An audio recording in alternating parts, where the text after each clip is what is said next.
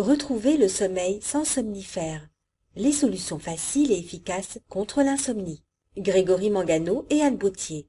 Copyright Grégory Mangano, http://www.solution-santé.net. Tout droit réservé pour tout pays. Chapitre 1. Qu'est-ce que l'insomnie? Ce mot vient du latin insomnia et désigne d'une façon courante la diminution de la durée habituelle du sommeil et ou l'atteinte à la qualité du sommeil. L'insomnie est un symptôme, ce n'est pas une maladie. Il s'agit d'une perturbation qui concerne la qualité, la quantité et l'horaire du sommeil. Pour que l'on parle d'insomnie, il faut que la qualité de la journée soit perturbée par ce manque de sommeil. Il faut savoir qu'on ne tombe littéralement de sommeil qu'après 3 jours de privation complète. L'insomniaque a l'impression de mal dormir, voire de ne pas dormir pendant des heures et de ne pas avoir un sommeil réparateur. Soit il a des difficultés à s'endormir, soit il voit les aiguilles de son réveil tourner sans pouvoir trouver le sommeil. Troisième possibilité, un réveil trop matinal avec impossibilité de se rendormir.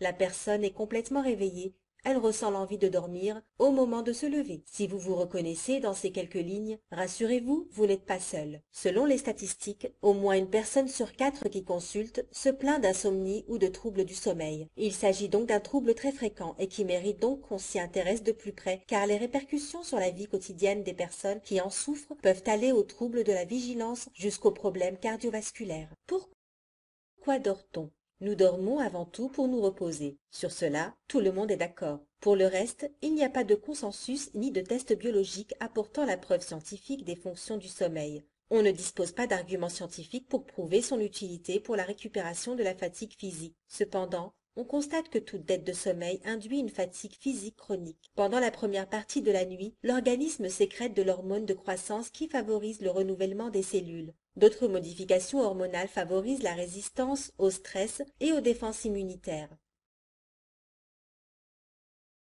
Nul ne peut vivre sans dormir. Le sommeil est indispensable à l'équilibre de l'être humain.